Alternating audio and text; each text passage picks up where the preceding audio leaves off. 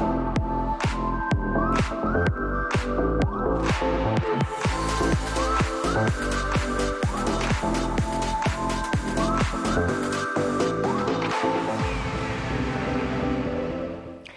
Monsieur, bonjour, ravi de vous retrouver en cette matinée. Nous sommes le 29 septembre 2023, il est 8 h et nous serons ensemble jusqu'à 9 h 30. Mina Abed est déjà parmi nous. Mina, bonjour. Bonjour Nol, bonjour à tous. Comment ça va, Mina? Ça va. Ça se passe bien? Très bien. Très bien. Alors Mina, aujourd'hui on va parler de tourisme. Ça te dit? Bien sûr. Tellement de belles choses à voir en Algérie, n'est-ce pas? Beaucoup. Beaucoup. Oui, puis il faut dire que les jeunes aujourd'hui prennent conscience un petit peu de ce tourisme local. Donc, ils nous font de belles découvertes à travers leurs aventures. Tout à fait. Alors, si on en parle aujourd'hui, c'est parce que nous célébrons la journée mondiale du tourisme et c'est à cette occasion. Donc, le CITEV revient après 3 ans d'absence. Donc, c'était à cause du Covid, bien sûr, à cause de la pandémie. Et donc, la 15e édition du CITEV a ouvert ses portes hier déjà. Le 28, donc vous pourriez aller visiter donc le site pour avoir plus ample information donc des destinations de l'année, pourquoi pas. Et ça tombe bien, c'est le week-end. Et ça tombe bien, c'est le week-end, effectivement, et nous aurons donc des invités qui vont revenir sur cette organisation. Et notre ami Hicham Daou sera parmi nous. Alors lui, il voyage bien. Beaucoup. Et il nous ramène de très belles images surtout. Elles sont magnifiques. Et tu as vu la musique qu'il choisit? Non, mais c'est un artiste. Ah, c'est un artiste, Hicham. Notre ami Hicham est un artiste du tourisme. Exactement. Et un artiste aussi. Hein. Tout à fait. N'est-ce pas? Ça va de soi. Oui. Ça va de soi. Et bien, Hicham sera parmi nous ce matin. Il nous parlera aussi de sa reprise de cette année, mais aussi de très belles destinations. Donc, il pourra aussi nous suggérer pour la saison donc, hivernale. Le sud surtout. Pour le sud, oui, c'est la période. C'est vrai qu'on peut visiter les 4 coins du pays, il y a beaucoup de choses à voir, mais le sud reste une destination privilégiée. Octobre, décembre, c'est plus la période pour aller au sud. Voilà, effectivement. Et donc, quand on voyage, tu prends toujours un petit livre avec toi? Toujours. Bon, un petit livre, un petit livre. Un petit gros livre. Un petit livre. Un petit gros roman, n'est-ce pas? Pour le petit moment. Alors, si je te pose la question, parce que tout simplement, on va parler de littérature et de traduction particulièrement, puisque demain, nous célébrons la journée aussi de la traduction et notre ami Jawad Rostom sera parmi nous. Donc, lui, il va aussi nous parler de sa reprise, puisqu'il reprend encore une fois cette année avec nous pour nous parler donc des différentes facettes de la culture. Il nous parlera aussi de cette journée de la traduction et nous parlons également d'artisanat puisqu'un artisan sera parmi nous ce matin. Alors lui, imagine qu'est-ce qu'il fait, il y a tellement de belles choses à voir, à faire. Bon, je devrais te donner un indice là. L'artisanat c'est tellement vaste. Exactement. Le quoi? Le bois. Le bois? Le bois, il y a tellement de choses aussi avec le bois. Franchement, je te rapproche pas. Hein. Du tout. Ah, du tout, je t'aide pas du tout. Bah, autant me dire. Je vais te dire à nos téléspectateurs, puisque notre artisan, lui, il s'intéresse au bois flotté. Alors lui, il va ramasser tout le bois donc, pour faire des œuvres d'art.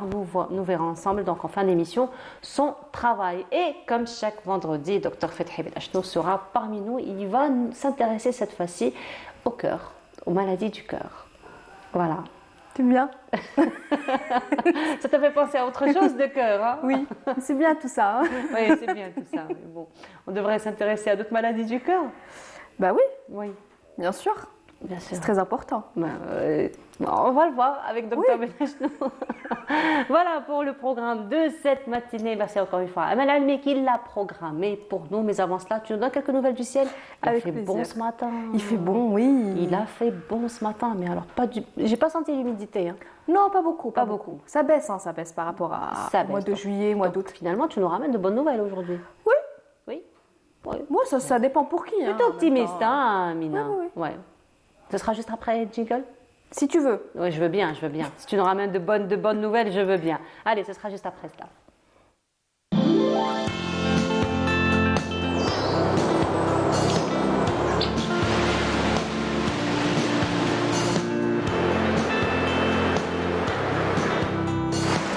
موبيليس تقدم لكم الأحوال الجوية.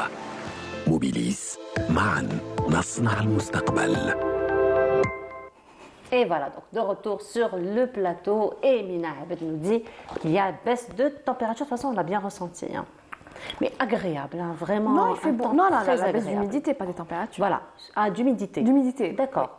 Mais en tout cas, ça a été bien ressenti. Oui, oui, oui, oui. On le ressent. C'est vrai que c'est très agréable. Hein. C'est plutôt agréable. Bien, la journée passe plutôt bien. Exactement. Ni trop chaud, ni trop froid. Tout juste ce qu'il faut. Donc on sent l'automne hein, qui s'installe finalement. On commence à le sentir, mais petit à petit. Voilà, hein. petit à petit. Oui. Il a plu hier en fait. Où ça? Bah, sur Alger. Non. Non. D'accord, alors c'est une impression que j'ai eue. Oui, oui.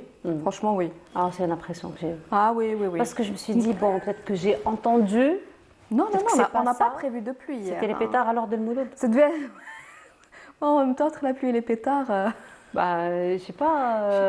Je pense qu'il y a une différence entre le bruit du... Aussi, lorsqu'on passe une période de sommeil paradoxal, lorsqu'on est dans la période du sommeil paradoxal, on a tendance un petit peu à confondre. Ah, et on confond beaucoup, oui. Probablement. Je te pose la question, mais bon, en plus tu dis qu'il n'y a pas de pluie. Non, on n'a pas prévu de pluie hier soir. D'accord, donc il n'y a pas de pluie. Par contre, il a fait très beau. Il a fait bon. D'accord, donc ça va continuer pour la journée? Ça va continuer. Très bien, tu nous donnes un peu plus de détails? Avec plaisir. Vas-y, c'est à toi. Merci, rebonjour à tous. Effectivement, il fera plutôt beau aujourd'hui sur l'ensemble des régions nord, un ciel dégagé à l'ouest, au centre, à l'est du pays. En revanche, sur la partie sud, eh bien, on a prévu des passages nuageux avec quelques pluies, mais des pluies parfois assez marquées, notamment vers l'extrême sud, le Gard et le Tassili, le Sahara central et le Sahara oriental, avec de fréquents soulèvements de sable.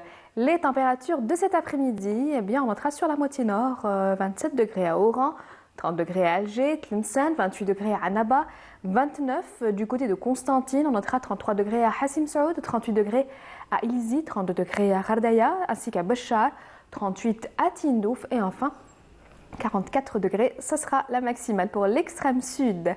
On passe tout de suite à l'état de la mer pour cet après-midi. Eh bien, on notera une mer plutôt calme.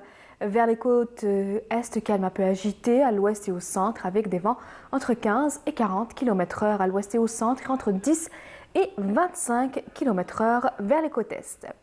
On passe tout de suite à l'Europe pour cette journée. Eh bien, beaucoup de soleil du côté de Rome, Madrid, Lisbonne, Vienne, un ciel voilé à Paris, Londres. Côté température, on notera 26 degrés à Istanbul, 28 à Vienne, 24 degrés à Berlin, 29 à Rome, 23 degrés à Paris et enfin 19 degrés à Londres. Encore une fois, excellente matinée et à tout à l'heure, midi.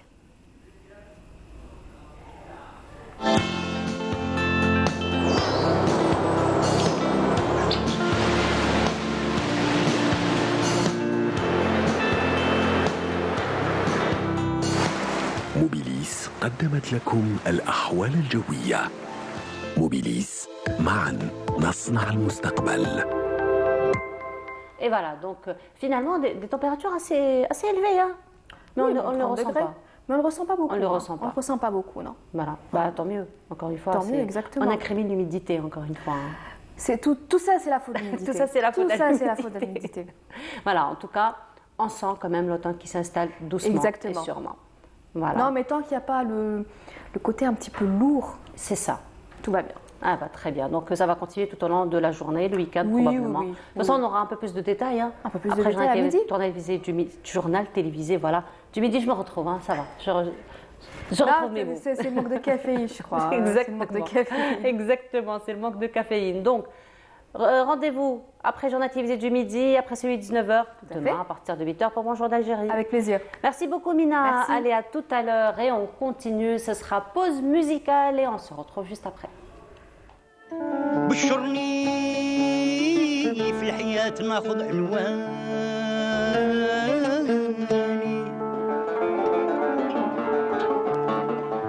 متولع في غناك مدامك العمر متولع في مديحك مدامك العمر حتى يقضي الإله بلباس كفاني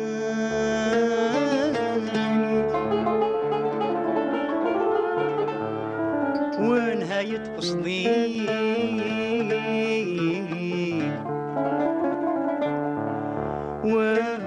ونهاية قصدي تبت بنطق لساني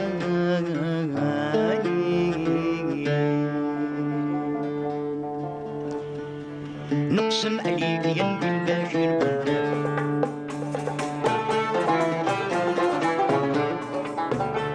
نقسم عليك ينبي الباشر بالله الواحد القديم لا زال ربي نثني عليك باسم الملايكة جملة روح الملايكة صار بي أنا عليك بالله يا رسول الله بدواك طبني يا النبي العربي بدواك طبني يا النبي العربي بدواك طبني يا النبي العربي بدواك طبني يا النبي العربي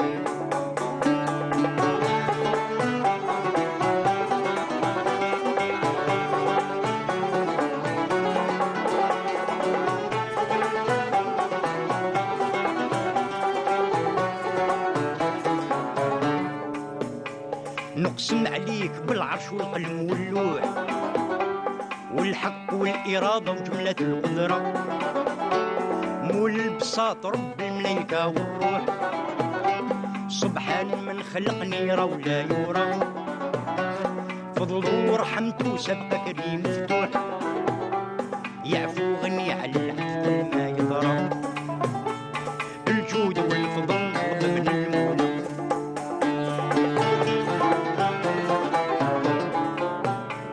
الجود والفضل وابن المولى سمع بصير وادود علم الغيبين يعلم بحيلتي ما بقات لي حينة يا سيد فاطمة لك مرتاح لقلبي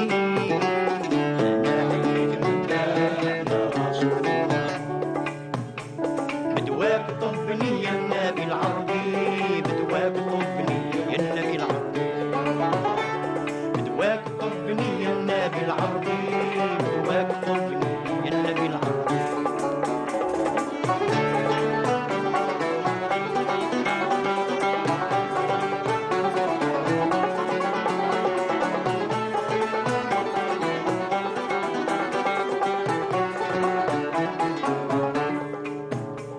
نقسم عليك بحق ربنا الودود والشمس والقمر والنجوم والكرسي النور والدرار ورحمة الموجود فرجو قريب للمطيع والعاصي نقسم عليك. Et de retour, et sans plus tarder, nous recevons notre ami Jawad Rostom. Chers compatriotes, bonjour. Bonjour, chers collègues.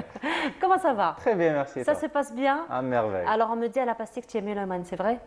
Entre autres. Entre autres. Oui, entre autres. Alors, la chanson, j'imagine, ça Bon, t'a un mais- petit peu emporté quelque part? Mélomane, mais pas jusqu'à l'érudition. Ah, Donc, d'accord. Certes, ça m'a emporté, mais je n'ai pas reconnu. Ça m'est familier, mais je n'ai pas reconnu. Ah oui? Ouais. Est-ce qu'il y aura possibilité de faire passer un tout petit extrait? Probablement parce que Blind je suis test. perturbée, hein, j'étais Voilà. en train de discuter avec lui Blind pendant les coulisses. test. Allez.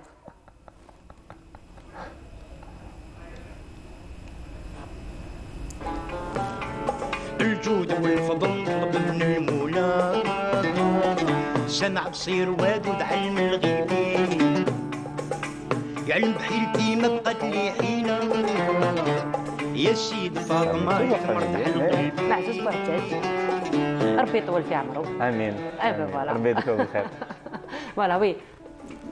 On t'a pris au dépourvu hein, ce Certes, matin. certes, Voilà. certes. Voilà, on t'a pas laissé te concentrer finalement sur la musique, plutôt sur la littérature. Surtout, oui, Voilà. ça va être un petit peu notre propos ce matin. Effectivement. Alors Jawed, donc là c'est la reprise pour nous tous. Hein. Donc, Oui, la reprise La sociale. reprise déjà la sociale, la reprise de ton émission très prochainement et la reprise donc de la saison littéraire, de toutes les activités qui vont avec. Et demain, la journée de la traduction. Donc finalement, on va commencer par quoi? À ta guise. Mais- D'accord, alors on va commencer par l'événement. Ça te dit? Très On commence bien. par la traduction. Bah oui, l'actualité. L'actualité, donc demain, ça va être la journée mondiale de la traduction. Alors, si on instaure une journée mondiale pour la traduction, c'est qu'on comprend un petit peu l'importance, mais surtout la responsabilité finalement de la traduction, n'est-ce pas? Absolument, c'est un enjeu immense de faire communiquer les littératures entre elles, de faire découvrir les littératures entre elles. Un pays se dit, évidemment à travers sa politique extérieure, etc., mais d'abord et surtout à travers sa littérature. Oui. Il y a un terme qui a été extrêmement popularisé ces dernières décennies, qui est celui de soft power. Or, il n'y a rien de plus soft que le soft power qui passe par la littérature, parce que Effectivement. on est d'abord fasciné par les productions culturelles des pays, et ces productions culturelles s'appuient principalement sur la littérature. On pense, quand on entend le terme soft power, à Hollywood, mais derrière Hollywood, il y a Hemingway, il y a Oui. Steinbeck, il y a tous les grands noms de la littérature. Donc, et c'est par la traduction qu'on a lu Hemingway, c'est par la traduction que nous avons découvert Garcia Marquez. C'est vrai. Voilà. Et donc, c'est un enjeu immense. Et c'est une très grande responsabilité, comme tu l'as très bien dit. Il y a le très célèbre adage traducteur traître. Effectivement. C'est un jeu de mots. Justement, j'allais te relancer sur ce que tu penses justement de cet adage, parce que la traduction quand même répond quand même à des exigences très très minutieuses, j'ai envie de dire. Absolument. On est parfois tenté de, est-ce qu'on est dans la traduction ou dans la réécriture? Oui. Lorsqu'on passe d'une culture à une autre, parfois il y a des termes qui n'existent même pas dans la langue vers laquelle on traduit, parce qu'il y a des spécificités historiques, culturelles, qui font que ce terme n'existe pas. Donc, et finalement, juste ce terme, il peut changer complètement le sens de la phrase ou du paragraphe ou de l'idée elle-même. Écoutez, vous lisez Ben Nabi et il y a un terme où parfois il parle de théologique et parfois il parle de théologal. Et juste le changement de suffixe implique une nuance. C'est vrai. Allez la traduire en arabe, de la retrouver en arabe. Et vice-versa, il y a des nuances en arabe qu'on ne retrouve pas dans d'autres langues. Et donc c'est un travail très ardu, idéalement qui pourrait se faire avec l'auteur. Oui. Les meilleures traductions sont celles qui ont été faites en collaboration avec l'auteur. Cependant, ce n'est pas toujours possible. Et c'est pour cela justement que ces colloques et ces journées-là servent aussi à organiser des colloques, des débats. Comment faire pour restituer au plus près le propos de l'auteur. Et donc ça implique aussi d'avoir une très grande connaissance de son contexte socio-culturel. C'est ça. C'est-à-dire vous m'amenez un livre d'un auteur finlandais, je ne sais rien de la Finlande, quand bien même je connais parfaitement la langue finlandaise. Bon, déjà, je ne saurais pas la connaître parfaitement si je ne connais pas bien la Finlande, c'est un contresens. Mais je veux dire, je sais que tel mot se dit comme ça en finlandais. C'est impossible de traduire. Vous pouvez traduire une brochure, d'accord, mais on ne traduit pas une œuvre littéraire comme on traduit. Même la brochure aussi, ça reste une grosse responsabilité, parce que la brochure, ça apporte quand même des informations parfois techniques. Donc on peut passer à côté. Mais la technicité a quand même cette objectivité. Oui, c'est vrai. Qui fait que, quoi aussi objectif que soit un traducteur, il investit de son savoir-faire, de son talent. Il y a un talent de traducteur. C'est pas une sorte de conversion d'un code à un autre. C'est pas comme un ordinateur qui va transcrire une phrase en code binaire. Il y a réellement un investissement de soi dans le travail de traduction. Il y a d'abord l'importance aussi que le traducteur maîtrise la langue mère. Oui. C'est-à-dire qu'on traduit vers sa langue mère. On ne traduit pas. Si je suis arabophone, je ne vais pas traduire vers le français, je dois traduire vers l'arabe. Oui. Je dois me former en français, mais pour traduire vers ma langue mère, je traduis vers la langue que je maîtrise le mieux. Pour rester encore une fois le plus proche du propos encore une fois. Alors parlons un petit peu aujourd'hui des compétences du traducteur lui-même. Donc ça peut être un don effectivement, mais ça reste quand même une formation très très pointueuse. Donc être traducteur, parce qu'encore une fois il y a beaucoup de responsabilités. Comme tu l'as si bien dit, il y a le contexte socio-culturel donc de la langue vers laquelle on traduit. Et donc qu'en est-il finalement des compétences du traducteur? Il y a une formation effectivement académique, universitaire, mais donc il y a ces compétences techniques-là qui sont acquises à l'université, mais il y a aussi, on se forme à côté, mais je pense qu'à mon plus qu'humble avis, que le plus important, c'est que le traducteur doit d'abord être un grand lecteur. Oui. C'est un travail qu'on doit faire avec passion.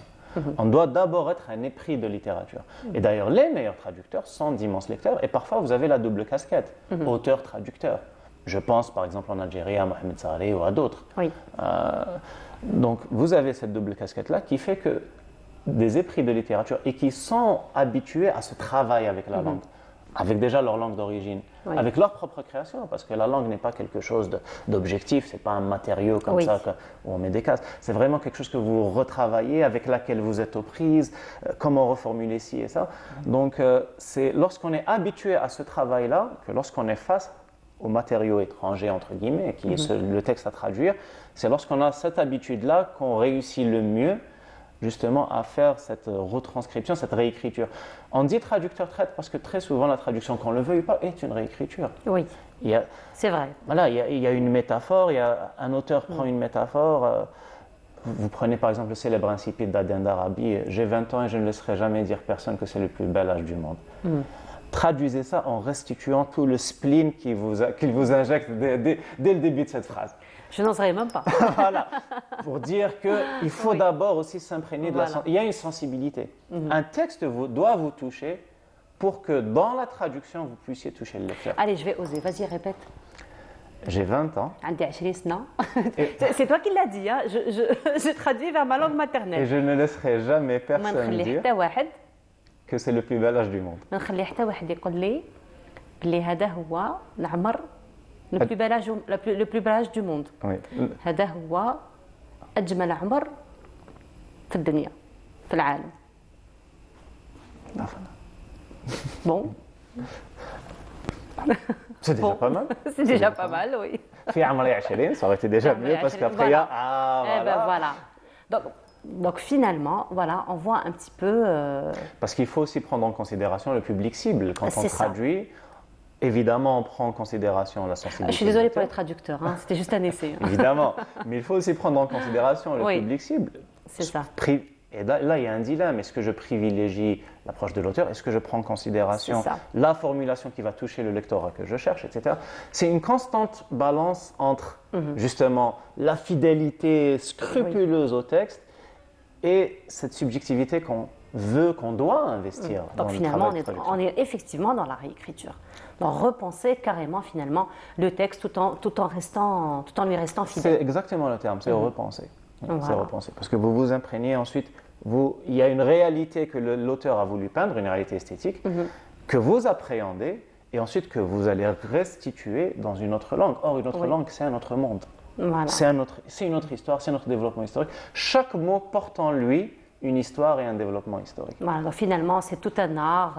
La traduction est tout un art, Tout un art et toute une passion. toute aussi. une passion aussi. Et si ce n'est pas une passion, je pense que ça ne va pas le faire. Effectivement, ça va de soi. Mais sinon, Rostom, donc on parle aussi de la reprise. Certes, De la reprise, donc culture, l'autre regard. culture d'autres regards. D'autres regards. Oui, culture, d'autres regards. l'émission s'appelle Voilà. Culture l'autre regard. mais- L'autre regard et d'autres regards. D'autres regards à Effectivement, entre foison. عندي 20 سنة وفي عمري 20, n'est-ce pas? Certes. Plutôt عندي 20 سنة et وما خلي حتى واحد يقول بلي هذا هو Voilà. أجمل عمر في الحياة. Dans la vie, pas dans le monde. dans bien la sûr, vie. oui. Voilà, C'est et donc, Aden d'Arabie de Paul Nizan. et donc ce sera l'autre regard et d'autres regards, effectivement, à partir du mois d'octobre. Donc cette fois-ci, Inch'Allah. encore une fois, tu vas nous faire découvrir d'autres passionnés, finalement, du monde de la culture, n'est-ce pas? Oui, il y a une rentrée littéraire très riche en perspectives. Il y a déjà beaucoup d'auteurs qui ont été publiés dès l'été, dès septembre, et en prévision aussi de l'immense événement international que l'Algérie abrite depuis plusieurs décennies, le retour du Salon international du livre d'Alger. C'est Le un rendez-vous événement incontournable. incontournable pour tous les amoureux du livre, de tous les pays d'ailleurs. Et donc, c'est un événement majeur. Et à cette occasion, de nombreux ouvrages, mon petit doigt me l'a dit, évidemment, je suis en contact avec Certainement. des éditeurs, des auteurs, etc. Oui. De nombreux ouvrages vont être publiés à l'occasion du SILA. Et donc, il y a de très, très, très belles découvertes qui nous attendent. Des essais, des romans, Ouais. des beaux livres. Ça va être Des conférences, des rencontres, des cafés littéraires. des débats. Des débats. Voilà. Ça va être un événement majeur et une rentrée littéraire passionnante, avec des débats vraiment de haute voltige. Voilà, donc tu vas essayer de cadrer avec tous ces événements durant toute cette saison. Bah, nous serons Encore une présents fois. déjà sur place. Voilà, sur place, bah, Évidemment. il faut bien. Évidemment. Il faut bien. Rendez-vous incontournable. Donc, tu vas accompagner un petit peu tous ces passionnés de la culture durant toute cette saison, encore une fois. Mais sinon, d'autres rendez-vous littéraires très bientôt. Bah, il y a aussi des salons littéraires qui se sont constitués, donc de plus en plus de rencontres se multiplient. Il y a un véritable engouement. Le Covid avait un petit peu mis un énorme coup d'arrêt à ces événements-là. Je pense que le secteur de la culture et de l'édition et du livre en a énormément souffert. Comme tous Mais les là, secteurs, comme tous les autres secteurs. Évidemment, effectivement, certes. On ne va pas plaider que pour sa chapelle. Allez, chacun défend son secteur. Voilà, chacun prêche pour sa chapelle. Voilà. Mais voilà, et là, il y a une reprise et un véritable engouement. C'est-à-dire, on sent que les gens, que ça a manqué aux gens, en général et aux passionnés du livre en particulier, toutes ces rencontres et tout ce monde de la culture. Et donc, il y a une reprise, il y a des salons qui s'organisent Oui. par-ci, par-là. Il y a aussi des cafés littéraires qui se reconstituent, parce que voilà, avec le coup d'arrêt. Et donc, il y a des jeunes auteurs qui se font découvrir à travers ces petits événements. Il y a qui passe par l'auto-édition, etc. Donc voilà, il y a une sorte de second souffle qui est en train d'animer la scène littéraire et on ne peut que s'en réjouir. Ah bah très bien, donc tu seras au rendez-vous, tu nous transmettras toutes les nouveautés. En tout cas, merci beaucoup Jawad Al-Som d'avoir été parmi nous ce matin. Toujours un plaisir. Très belle reprise. Merci. On se dit très bientôt. À très Et bientôt. toujours parlons donc de culture. Hier, il y a eu la clôture des journées cinématographiques de Béjaïa. T'es pas parti, hein? Hélas. T'as pas eu l'occasion, c'est pas grave. C'est pas grave. L'art Amir est long Nebbash, et la vie est courte. eh ben voilà, de toute façon, Amir Nebbash, notre collègue, il est toujours sur place et il nous a transmis un petit peu. Donc l'ambiance de la clôture, c'était hier. Rostom, merci beaucoup. Merci On se retrouve très bientôt. Et donc je vous laisse voir le reportage de Amir Nebbash et on se retrouve juste après. Une 18e édition marquée par la présence d'un large public et l'accueil chaleureux ainsi que la générosité des habitants de la ville de Béjaïa. Je suis pharmacien, donc dans le domaine pharmaceutique.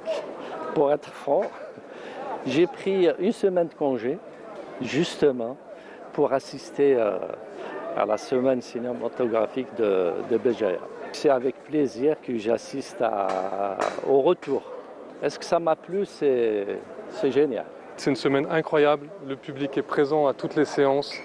Je pense qu'en fait, avec notre programmation, on a voulu vraiment faire quelque chose en direction du public, pour lui permettre de renouer en leur montrant des films populaires, des films ancrés en Algérie et plus particulièrement certains films tournés dans la région. L'idée de ces rencontres, c'est aussi de créer des vocations et de permettre à de jeunes Algériens qui viennent voir ces films de rêver et de pourquoi pas s'imaginer réaliser eux-mêmes des films prochainement.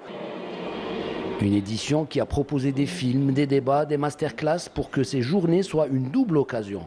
Découvrir des nouveautés, mais également disposer de formations pour les passionnés de cinéma. Le réalisateur Karim Aynous, venu spécialement du Brésil, en témoigne. Ce qui est très bien par rapport à ces festivals, c'est que oui, il a les films, le choix du film, le choix des films, mais c'est aussi une ambiance qui est assez intime, qui permet qu'on puisse d'une façon très informelle partager des expériences, qu'on puisse nous écouter, qu'on puisse vraiment aussi former un public, parce qu'on n'existe pas sans un public. Et je trouve que c'est un festival qui a une échelle qui est vraiment spéciale.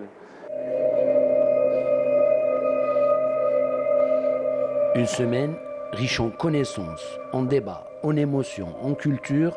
Seul le cinéma en a la recette. Moi, je trouve que c'est vraiment incroyable de pouvoir partager un film avec un public. Si on pense que il y a 2 ans, on ne savait même pas s'il y aurait du cinéma. Avec les Covid, avec ce qui s'est passé dans le monde, c'était vraiment un moment catastrophique. Et là, hier soir, par exemple, quand j'étais dans la salle et je vis la salle qui était pleine et que j'étais en train de parler avec le public, ça vraiment donne de la foi dans la vie, quoi. Même si les rencontres cinématographiques sont un événement annuel, mais la Cinémathèque de Béjaïa, à l'instar de tout le réseau des salles algériennes, vous invite à franchir leurs portes pour que le cinéma vive.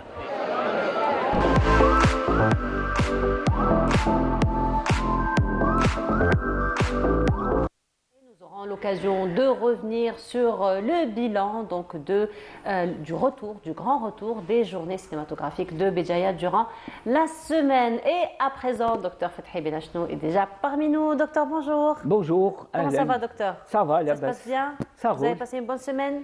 Oui, non, ça va. Surtout qu'il fait frais, c'est Il ça fait qui bon. est important. Il fait bon. Oh, et hier soir, je regardais un canal étranger, Oui. télévision, et j'ai vu que, par exemple, en Europe, il y a des températures de 30, 32 Oui. degrés. C'est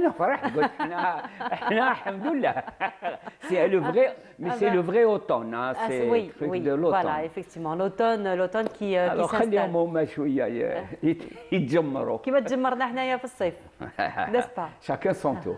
La grimace veut tout dire, hein, chez Dr Benachnou. Ça restera dans les... Mais même les trucs... Ah, c'est exceptionnel cette oui, année. là, les trucs de météo internationaux, Oui, là, oui. qui contrôlent, ils disent que c'est l'été, jamais eu des températures Oui, aussi aussi chaudes élevées. enregistrées.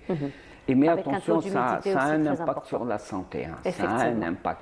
Parce que nous sommes réglés pour vivre à 37 degrés, C'est ça. 37 et demi.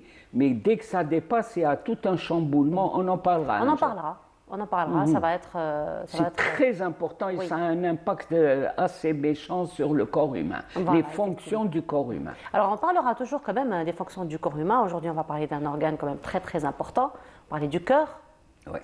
Et là, ça me rappelle dans une pièce de Corneille, il dit Rodrigue, as-tu du cœur? Ah, Mais oui, mais là, il parle du cœur romantique. oui, du cœur si on veut. romantique. Des Nous, on sentiments. va parler, on parle des voilà. sentiments. On parle, oui. On va parler du cœur anatomique physiologique. Et c'est vrai, vous avez très bien commencé le thème. Un organe extrêmement important. Vital. C'est ça qui... Et ce qui est important, c'est que il faut relativiser à chaque fois, moi, que je m'intéresse en tant que médecin, à un organe. Je trouve que lui est fondamental. Ce qui est fondamental, ce n'est pas les organes pris un par un. Oui. Chacun est merveilleux. Non, c'est cette unicité pour pouvoir avoir L'harmonie, une vie. finalement, L'harmonie, entre tous les organes. C'est ça qui est important. L'harmonie entre les systèmes, les organes, et pour avoir une vie, pour être là, en forme, pour pouvoir parler, pour pouvoir bouger. Et c'est extrêmement précis. Ces organes, le cœur qui est là, eh ben, nous, on connaît le cœur, on adore qu'il soit grillé, tout ça. Mais chauffer la générosité, le créateur. Un organe, ce qui existe, c'est quelque chose. Bon, pour en revenir au cœur, c'est un organe extrêmement compliqué. Et je vais essayer de faire simple.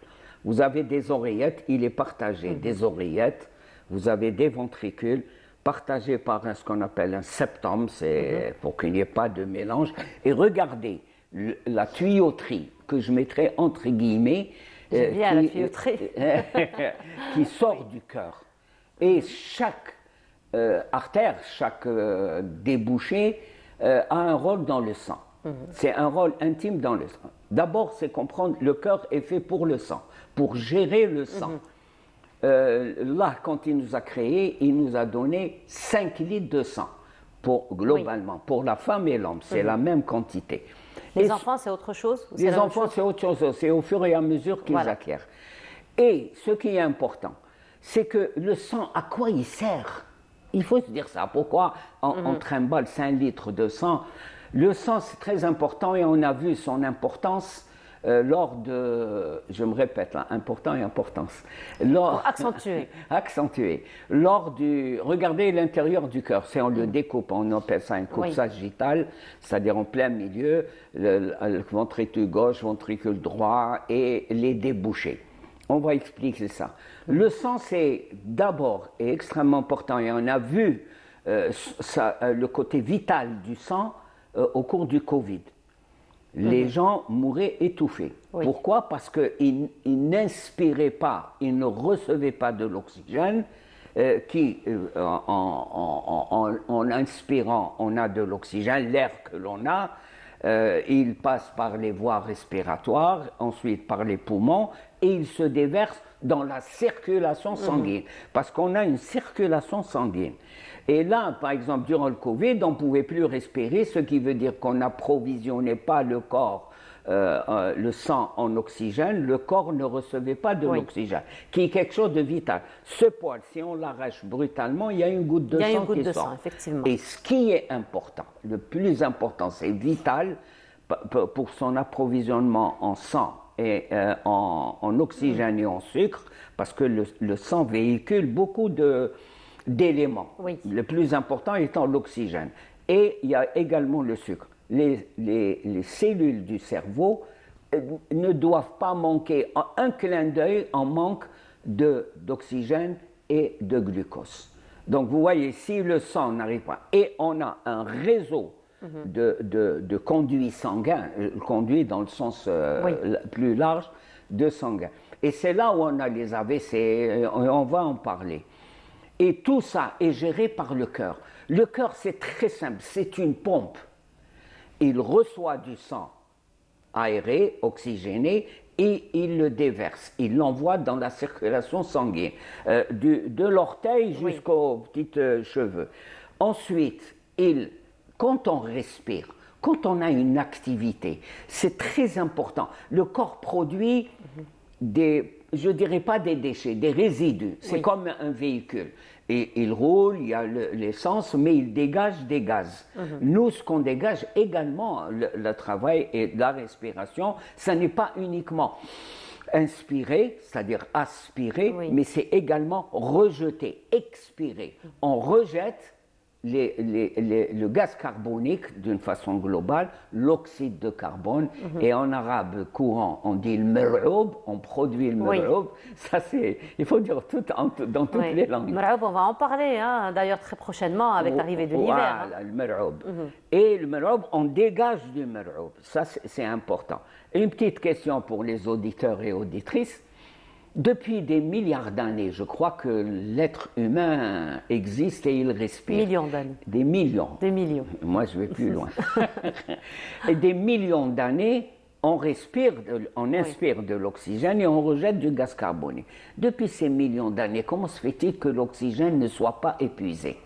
Il y a déjà les arbres, les forêts. Voilà. Il y a l'océan. Voilà. Qui produisent de l'oxygène. Ce qu'on appelle le tissu végétal. C'est-à-dire ce qui est vert. Regardez, et c'est là où il y a une insijam, en arabe on dit, une symbiose entre l'être humain et son environnement. Quand on parle du tissu végétal et des arbres, c'est pas faire de l'écologie de salon, c'est vital. Eh bien, le tissu vert, le tissu végétal, lui, réinspire, a besoin de gaz carbonique. D'ailleurs, dans la métaphore, pour le tissu végétal, on appelle le poumon de la Terre. Le poumon de la Terre, et c'est inversé. Regardez cette merveille, on a besoin d'oxygène et le tissu vert a besoin de gaz carbonique. Et grâce à un truc qu'on apprend, je ne sais pas si on le fait toujours à l'école primaire, la photosynthèse. Oui, ils le font toujours. Ils le font toujours. La photosynthèse est la base de la vie. Donc c'est l'approvisionnement en oxygène pour qu'on inspire de l'oxygène et on revient à notre sang qui est déversé au niveau du cœur. Et quand le cœur, on écoute les battements du cœur. Au-delà du romantisme, c'est quelque chose de vital. Tant qu'on a des battements du cœur, on est vivant. Qu'est-ce que c'est que la mort? C'est que le cœur cesse de battre. La pompe du cœur cesse de diffuser ce sang qui contient de l'oxygène. Ça, c'est important. Et ensuite, il y a le cœur qui est le centre, la pompe, mais il faut qu'elle éjecte. Alors, c'est quoi le pouls? Le pouls, c'est quand le cœur se remplit d'eau, c'est l'eau, c'est la vie. Quand le cœur se remplit de sang, rempli d'oxygène, et qu'il se contracte, il se contracte avec une force inimaginable. Pour un morceau de chair, inimaginable la contraction pour qu'il expédie le sang riche en oxygène dans tout le corps. Et ce n'est pas une mince affaire. Et il ne s'arrête jamais. Il ne s'arrête jamais, ça c'est important. Et ce qu'on appelle le pouls, et quand on prend le pouls, quand on prend la tension artérielle, et là je préviens pour nos patients en Algérie, quand vous leur donnez des chiffres de tension, ils vous disent le cœur, oui, c'est combien? Mais autre chose, il reste toujours comme ça. Ils s'imaginent la tension artérielle détermine la pression du cœur. C'est le cœur quand il se remplit et quand il éjecte. C'est ça le pouls. Ça, c'est des chiffres très fixes qui sont importants. Une chose, et c'est très bon c'est une vidéo, cette image, ça montre qu'il y a de l'électricité. Le corps humain est électrique, il y a de l'électricité au niveau du cerveau, et c'est là où on fait l'électroencéphalogramme, c'est-à-dire qu'on capte l'électricité. Je parle d'une façon très... l'électricité du cerveau, mais aussi quand on fait un ECG, un électrocardiogramme, on capte le bout de papier avec des griffures comme ça c'est... Et ensuite, ce qui est important, c'est que le corps a sa propre centrale électrique. Et c'est là où, quand ça ne fonctionne pas, on dit chez nous des loulpila. Et c'est alors justement, là, vous me tendez la perche, docteur, des loulpila. On ne veut pas arriver à des loulpila, justement. Voilà. Et aujourd'hui, docteur, il faut dire que malheureusement, les maladies cardiovasculaires prennent de plus en plus d'ampleur. On n'entend pratiquement que ça, hein, maladies cardiovasculaires, les AVC, le diabète, donc vraiment des maladies du siècle. D'ailleurs, et les maladies cardiovasculaires aujourd'hui n'épargnent aucun âge aussi. À un moment donné, on entendait ça, on pensait que c'était la maladie des vieux. Il y a même dans le fœtus, dans le ventre de sa maman. Voilà, effectivement. Donc on entendait ça, on pensait que c'était la maladie des vieux. Aujourd'hui, ça n'épargne personne à aucun âge. Alors, à vos souhaits. Merci. Alors, justement, pour, encore une fois, prévenir et encore une fois protéger le cœur et donc prévenir les maladies cardiovasculaires. Donc on le dit, le cœur ne s'arrête jamais, il ne connaît pas le repos et donc c'est toute une vie, donc toute la vie de la personne. Jusqu'à la mort. Jusqu'à la mort. Alors justement, comment garder son cœur avec toutes ses forces et on peut le faire. Donc c'est pas quelque chose de miraculeux. Non, ça c'est très important la question que vous voulez, c'est-à-dire l'éclairage de cette question, de votre question. C'est pour ça que j'ai débuté par expliquer la physiologie. C'est quoi le cœur? D'abord, on ne parle jamais du cœur seul, on parle du système cardiovasculaire. Et on va beaucoup plus loin. Et chez nous, en Algérie, on parle du rnoug.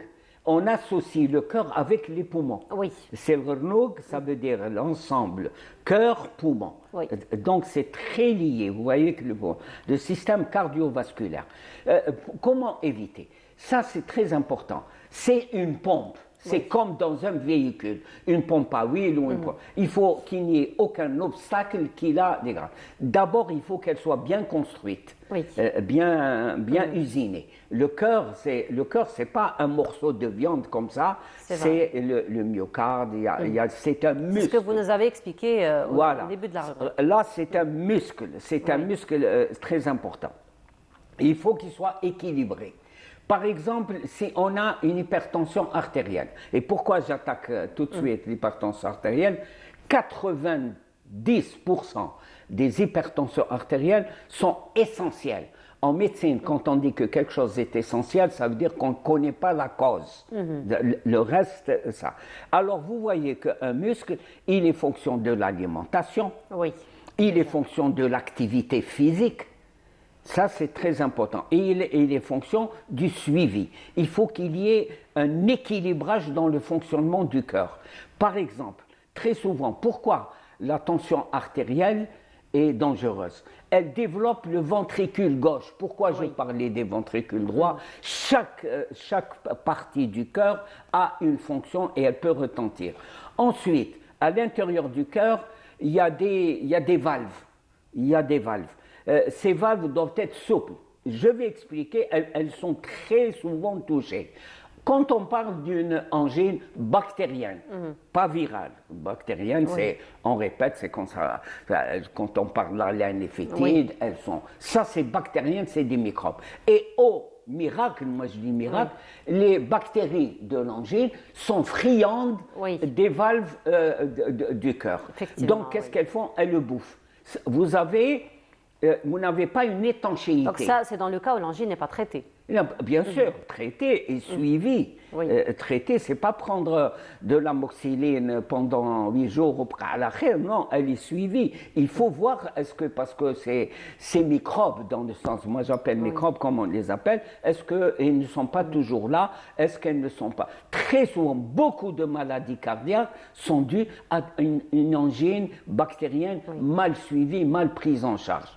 Et entre parenthèses, le système national de santé algérien préconisait à l'époque, parce que c'était les données scientifiques, de faire une injection d'exancilline qui est de la pénicilline rota, qui donnait une protection. On le faisait tous les 21 jours. Maintenant, les choses ont évolué.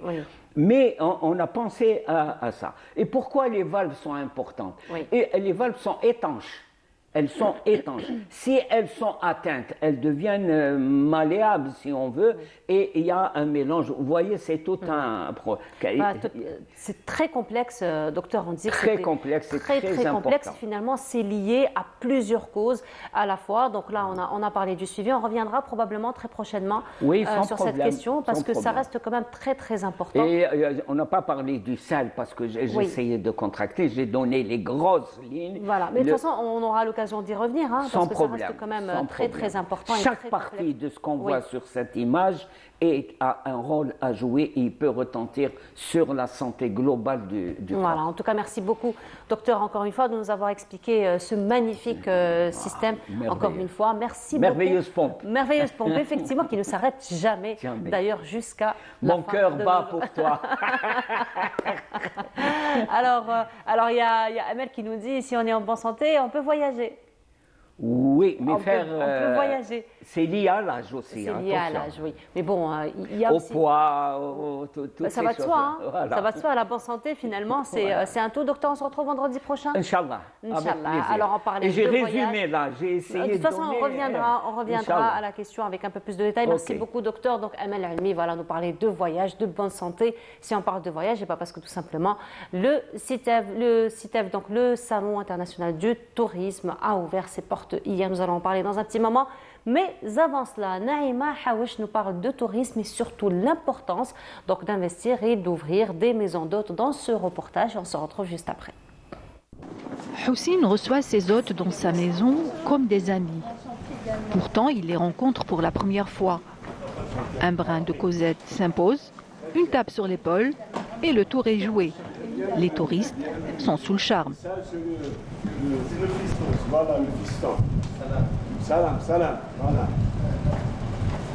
Je pense que c'est une très bonne chose pour le tourisme.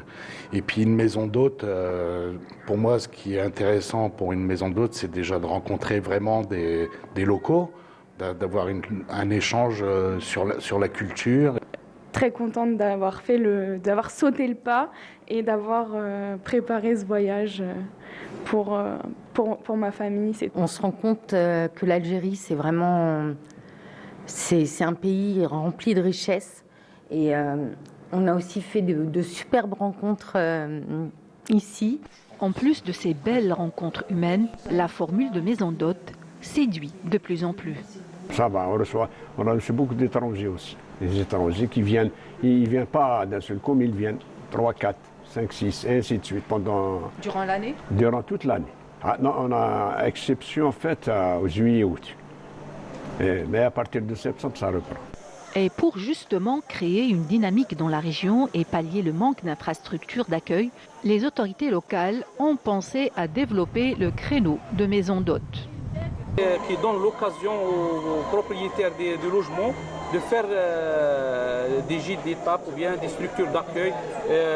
Ici au niveau de Niéné, on a 3 structures d'accueil dans le cadre de tourisme chez l'habitant, au moins pour éviter le manque ou bien pour remplir le manque de structures d'accueil. Les maisons d'hôtes qui permettent de recevoir un peu plus de visiteurs, bien sûr, qui seront bien accueillis pendant tout le long de ces jours qui vont passer ici. En déambulant dans les ruelles étroites du village d'Aïtini, Houssine, qui gère sa maison avec son épouse, nous confie ses préoccupations. Quand on dit l'hébergement chez l'habitant, c'est-à-dire les clients vont venir chez nous. Donc il faut investir. Comme vous le savez, dans les régions, dans les villages, les gens sont modestes. Même s'il a une grande maison, il faut les subventions, il faut des trucs il faut du temps pour subvenir pour la réhabilitation, l'aménagement et ainsi de suite. C'est ce qui manque ici. Il est 21h passées et nous changeons de décor et de maison. Destination Tasseft Agmoun. Une maison d'hôtes intimiste avec 4 chambres d'une capacité d'accueil de 14 personnes. Mère et fils font tourner l'affaire et donnent un coup de pouce aux ménages avoisinants. Notre premier but, c'est le tourisme solidaire. C'est quoi? Les maisons d'hôtes, c'est quoi? Le but, c'est aider la région et le village. Le but. Et en plus, on ramène du travail aux jeunes qui sont là, aux femmes qui sont à la maison. Je leur ai proposé de nous montrer le trésor qui a été caché depuis des années et des années. Trésor culinaire. Exactement. Les Ould Hamouda partagent la table avec leurs hôtes et vivent chaque jour une nouvelle histoire. On reçoit pas mal de gens et ça donne une convivialité de toute région. Ça nous fait que plaisir de rencontrer toutes ces cultures. Je cuisine bio, c'est pour sortir carrément de ce qu'on mange en ville. Mais là, le fait de manger un couscous préparé ici, être dans une ambiance familiale justement, dans une maison, c'est ce qui nous manquait. En plus du charme de loger chez l'habitant et de partager en quelque sorte sa vie, les maisons d'hôtes pourraient être une nouvelle façon de découvrir l'Algérie. C'était donc un reportage de notre collègue Naïma Haouj, elle qui s'est intéressée aux maisons d'hôtes. Et cette fois-ci, nous allons parler de l'actualité de ce week-end. Il s'agit du CITEV. Nous en parlons ce matin en compagnie de Madame Naïma Hadjam. Bonjour. Bonjour. Bienvenue à vous. Marhaba bik. Alors vous êtes directrice marketing au niveau de l'ONT. Oui, oui. Marhaba bik. Et parmi nous également notre ami Hicham Daoui. Hicham, bonjour. Bonjour. Comment ça va, Hicham? Ça va très bien. C'est la reprise? C'est la reprise. Tu vas nous emmener où, Hamadek? Enfin, j'ai pas encore pris, mais certainement. Aujourd'hui. Aujourd'hui, c'est le Grand Sud. Et j'ai aussi quelques images pour le Banéer. Je ferai passer tes images à une condition. Yallah. Que je revienne sur le plateau. Eh ben... Tu me promets rien là. Rien. Oui, parce qu'à chaque fois qu'Hicham nous ramène des images, je suis là, scotché. Ah, tiens. Après, retour plateau, après, moi, je suis toujours là. Mais il faut partir sur place quand même. Oui. Ouais. C'est la période. À un moment donné, c'était une cure, je partais plusieurs fois par an. Ouais. Mais bon, peut-être que ce sera la reprise. On va essayer de trouver un petit moment. Pourquoi pas tourner quelque chose de là-bas? Eh ben voilà, toujours des bonnes propositions avec vous. Voilà. Tu devrais venir plus souvent. Avec plaisir. Alors j'en viens à vous, Madame Hadjam. Alors en ce moment, donc c'est la reprise du CITEV après une absence quand même suite au Covid, suite à la pandémie. Alors donc cette fois-ci, quelle est la particularité finalement du Salon international du tourisme? Merci. Donc, c'est vrai que le CITEV, on est à la 22e édition. On a dû arrêter pendant les 2 années du Covid. Donc, la reprise, elle a été l'année dernière. C'était une bonne édition. Les opérateurs du secteur étaient ravis que le salon reprenne. Et cette année aussi, il y a eu un vrai engouement pour le salon. Le salon qui était organisé sous le parrainage de Monsieur le Premier ministre et sous l'égide de notre ministère a connu la participation de 300 participants. 70 participants étrangers représentant 30 pays. Ça dénote de l'importance qu'a cet événement. C'est quand même l'événement majeur du secteur du tourisme et de l'artisanat.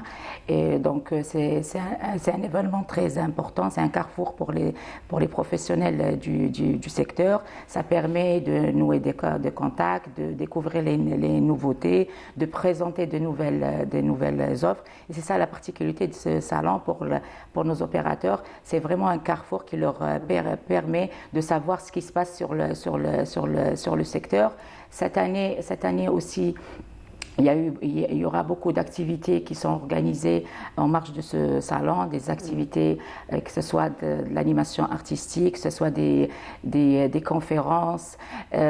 Surtout que cette année, l'édition tombe avec la célébration de la journée mondiale du tourisme qui a été célébrée le 27 septembre, qui concerne le tourisme vert et tout. Donc la conférence, elle sera axée sur ça.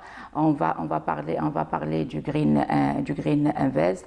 On va parler, comme le reportage qui passait juste maintenant, des maisons d'hôtes qui respectent la nature pour respecter les traditions. Alors, et mettre en valeur. On va revenir dans un petit moment à tous ces détails parce que ça reste quand même très important, d'autant plus qu'aujourd'hui on parle beaucoup d'écologie. Hicham, je reviens à toi. Donc le retour du CITEV, ça ne peut avoir qu'un impact très très important, encore une fois, sur la promotion du tourisme. Toi qui travailles donc sur terrain déjà pour vendre l'image de l'Algérie, pour vendre cette belle image donc de l'Algérie.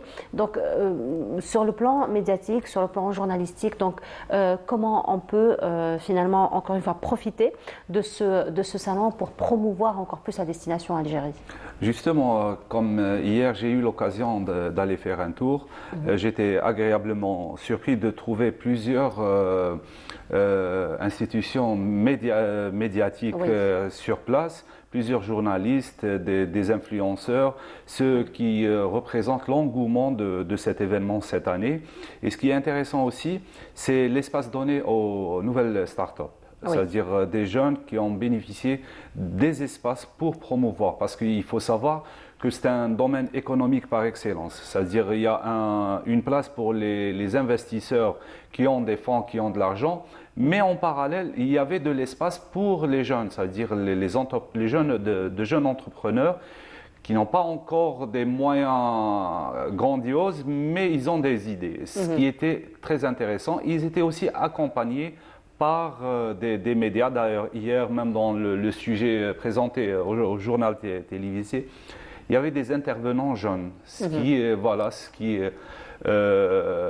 montre que cette année, l'engouement médiatique et contenu, c'était très intéressant. Surtout, on comprend qu'il y a quand même une prise de conscience de la part de la jeunesse par rapport à l'importance de médiatiser et de promouvoir encore une fois la destination. Alors hier, avant-hier, nous avons célébré le Mouloud, et quand on parle de Mouloud, on pense directement à Bni Abbas.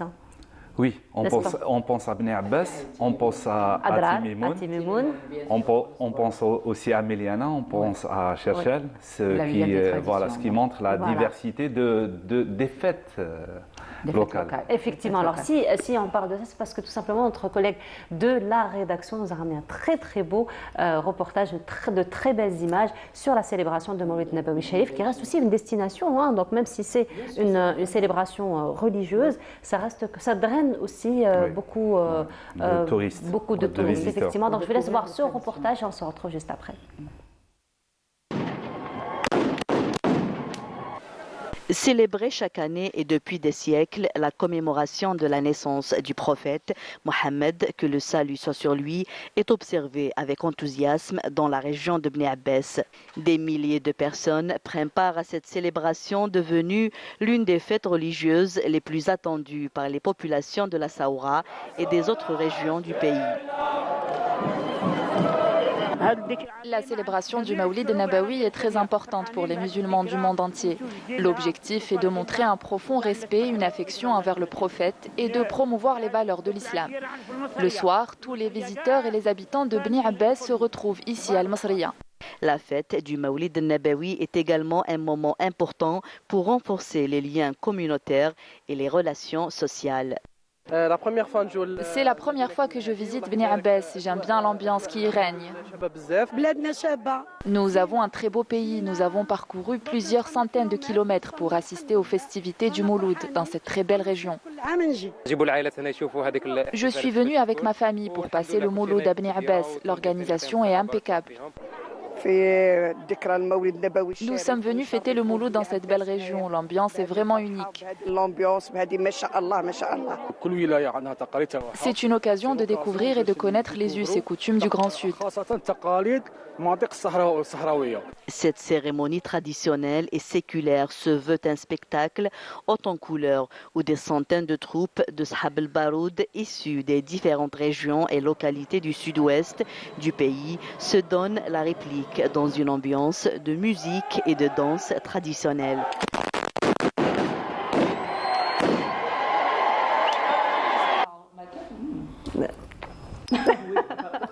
On parlait de la magie du Sud, finalement. Voilà, c'était donc un reportage retour sur la célébration de Mawlid Nabawi Sharif au niveau de Bni Abbas. Donc on revient encore une fois à l'actualité. Le CITEF, donc vous parliez justement de ce tourisme écologique, donc de ce tourisme donc respectueux de la nature. Et c'est encore une fois une orientation, cette fois-ci, donc de toute une politique vers le tourisme écologique, n'est-ce pas? Bien sûr, les autorités encouragent ce type de tourisme qui respecte la nature pour respecter nos traditions et les mettre en valeur, parce que les touristes, quand ils viennent ici, qu'ils choisissent notre pays, ils viennent aussi pour découvrir la particularité et l'authenticité d'un pays, parce que le luxe et tout, ils peuvent le trouver dans tous les pays. C'est vrai que lorsqu'on voyage, lorsqu'on va pour des vacances, c'est pour un dépaysement. Bien sûr, c'est un dépaysement, découvrir des traditions traditions, chercher l'authenticité, découvrir les traditions de ce pays. Et c'est ce qui est intéressant. Donc c'est pour ça que maintenant en Algérie, il y a beaucoup d'investissements dans ce domaine, des investisseurs qui investissent dans le tourisme vert, qui respectent la nature. L'État maintenant, elle est en train de mettre un cadre législatif pour encadrer les maisons d'hôtes. Tout ça pour donner aux touristes des prestations comme ça de qualité qui leur permettent de vivre la vie des citoyens dans un cadre qui soit traditionnel, qui est respectueux de la nature. Il y a aussi maintenant beaucoup de jeunes qui lancent comme ça des start-up dans ce domaine. Et c'est très intéressant. C'est un type de tourisme qu'on est en train vraiment d'encourager. Nous maintenant, on est en train de préparer la saison saharienne. Ça commence normalement, ça commence cette semaine. Ça a déjà commencé chez certains. Chez certains, oui. Chez Daou, oui, ça a commencé. Chez Daou, oui, ça a commencé.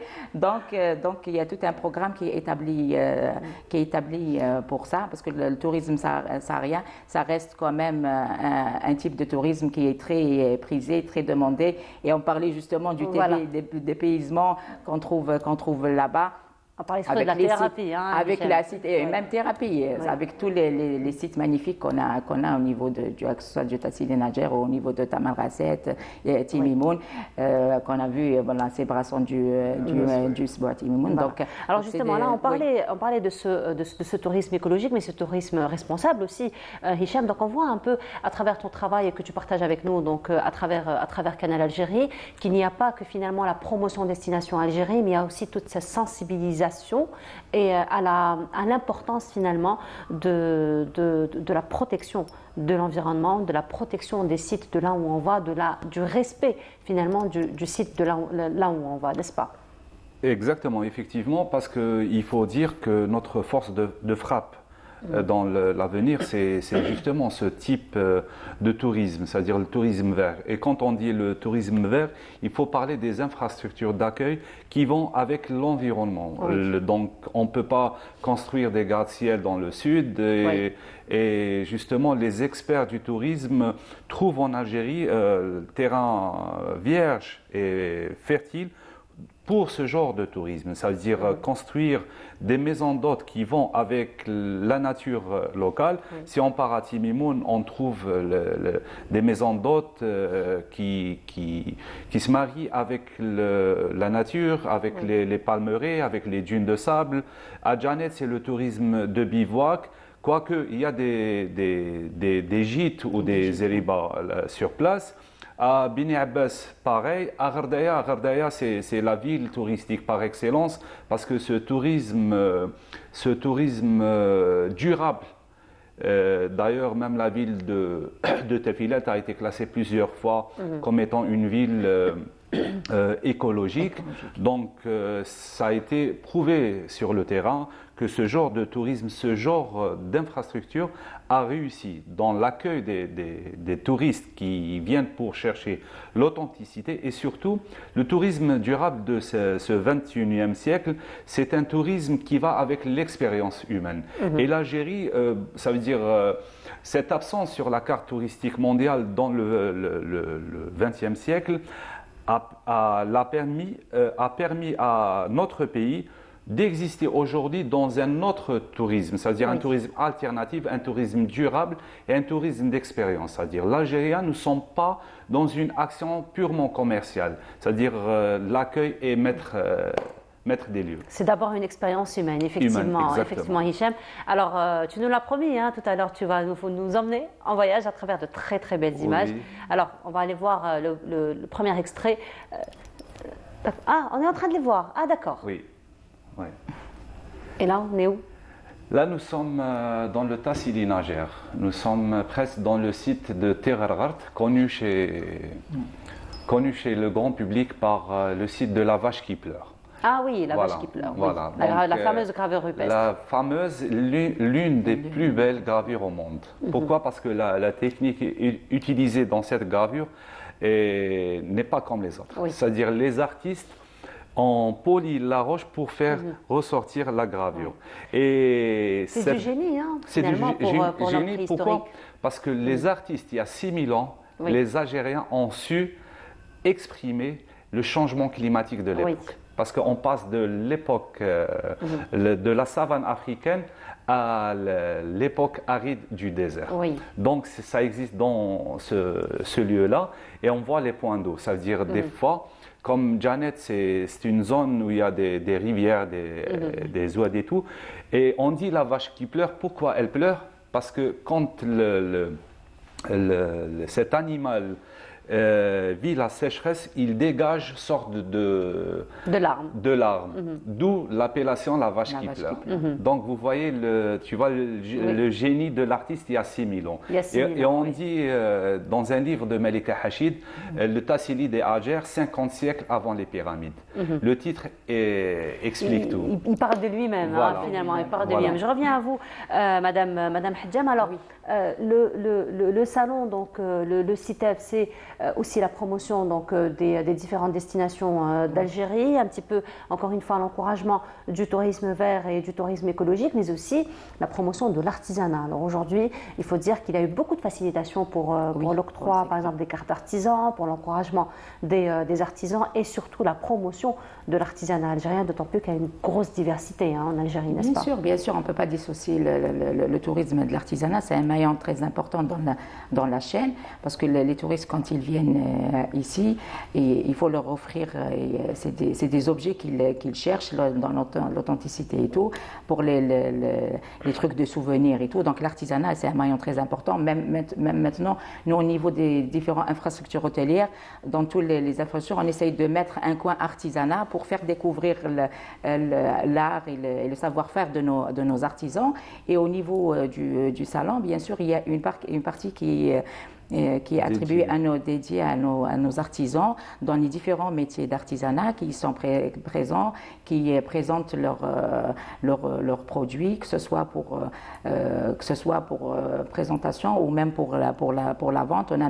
Et cette année, on a même mis des chapiteaux à l'extérieur du pavillon central dédiés aux artisans pour présenter leurs produits, parce que l'artisanat algérien, il y a vraiment une diversité, et du génie qui se renouvelle, parce que d'année en année on voit vraiment des produits à couper le souffle. Donc il y a toujours un génie. On garde le traditionnel, que ce soit dans le dôme ou dans le céramique et tout, mais il y a toujours de produits nouveaux qui viennent de l'artisanat. On est vraiment scotché, on est ravis par ça. L'État accompagne bien sûr le secteur de l'artisanat, parce que c'est un maillon très important, et on encourage vraiment les jeunes à aller investir et créer des petites entreprises comme ça dans l'artisanat, même lors des salons à l'étranger. À chaque fois, on essaye de les accompagner, qu'ils viennent avec nous pour présenter leur savoir-faire et présenter leurs produits, et ça a toujours un engouement très spécial. Voilà, effectivement. Donc ça, c'est pour le côté artisanal. Mais sinon, revenons encore une fois aux infrastructures. Donc nous avons parlé des maisons d'hôtes. Mais sinon, qu'en est-il du parc hôtelier pour cette année? Le parc hôtelier, cette année, il s'est renforcé par l'ouverture de plusieurs infrastructures, que ce soit au nord et au sud. Et ça, c'est très intéressant, parce que la destination Algérie, depuis la reprise du Covid, elle a connu un renouveau et une demande très importante. Donc, avec ces nouvelles infrastructures, ça nous permettra de répondre favorablement aux demandes des différents groupes. On voit que même sur cette édition, il y a un nombre important d'étrangers qui sont venus pour établir des contacts et pour envoyer des groupes ici. Donc avec tout le renouveau que connaît le parc hôtelier au niveau national, donc c'est très important pour répondre à la demande de ces touristes. L'État, il est là en train d'accompagner en appliquant les instructions de Monsieur le Président de la République, les orientations de Monsieur Premier ministre, le responsable du secteur, Monsieur le ministre. Il y a eu beaucoup de facilitations pour les investisseurs dans le secteur. Il y a eu un déblocage de plusieurs projets ces 2 dernières années. Et tout ça, c'est pour renforcer les capacités d'accueil dans notre pays. Hicham, le parc hôtelier, ça ne t'intéresse pas tellement Si, au contraire, parce que quand on parle... Non, je parle de toi, de ta personne, je ne parle pas de... Moi, sincèrement, je suis un adepte du traditionnel. Voilà. Ça veut dire, il faut bien sûr encourager le parc hôtelier pour le tourisme d'affaires. Le tourisme d'affaires, c'est tout à fait normal, mais pour un tourisme de dépaysement et tout, je t'ai dit, Nord, les experts à plusieurs fois, j'ai eu l'occasion d'interviewer quelques-uns, ils m'ont dit la force de frappe de l'Algérie dans le futur, c'est l'importance des maisons traditionnelles, c'est le type architectural local.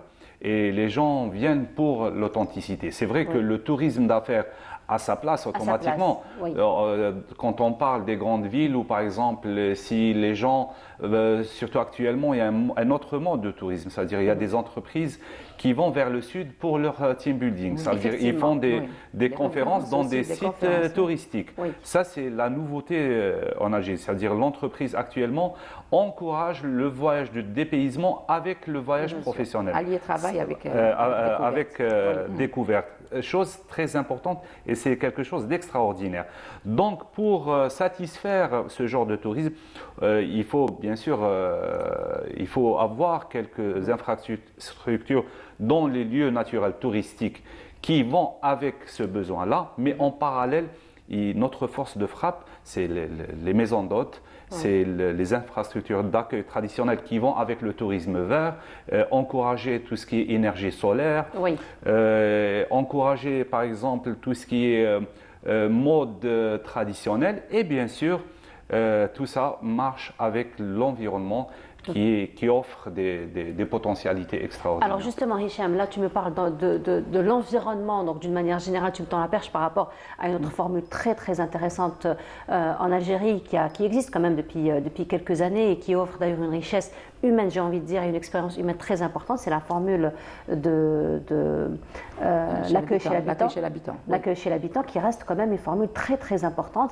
et très intéressante, particulièrement pour l'expérience humaine, parce que là nous sommes en contact direct finalement avec les habitants, avec les autochtones finalement de la région. Donc qu'en est-il finalement de l'encadrement, encore une fois, de cette activité? Oui, c'est vrai qu'il y avait la formule de logement chez l'habitant qui était fixée juste par un arrêté au niveau de l'ARM. Maintenant, on est en train de préparer un cadre législatif pour gérer ce type de tourisme de logement chez l'habitant, pour fixer un cahier des charges. Comme ça, le touriste, quand il y va, même quand il choisit d'aller vers ce type d'hébergement, qu'il trouve tout ce qu'il demande selon le cahier des charges, pour que ça soit respectueux, toutes les prestations qui soient fournies dans un cadre bien réglementé. Donc il y a un arrêté qui est en train d'être établi. J'espère que d'ici avant la fin de l'année, il verra le jour, parce que c'est très intéressant pour le touriste, parce qu'il vit dans un cadre familial, il découvre les traditions, les us et coutumes des maisons, surtout que ce soit au sud ou même au nord. C'est très important. Surtout que le logement chez l'habitant dans le monde, c'est devenu une formule très demandée. Mais nous, on veut la faire, mais en respectant quand même le cadre de vie et l'authenticité de nos maisons. Et comme ça, ils vivent avec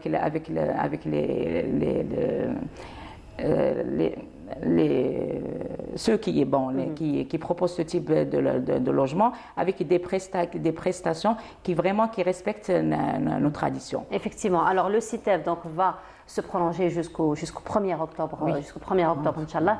Le programme? Donc il va venir pour le CITEV? Oui, le programme il est très riche et varié. Déjà hier on était agréablement surpris, c'était le premier jour, mais il y avait un engouement, surtout que le premier jour est tombé avec le jour férié, le Mawlid Nabawi Sharif.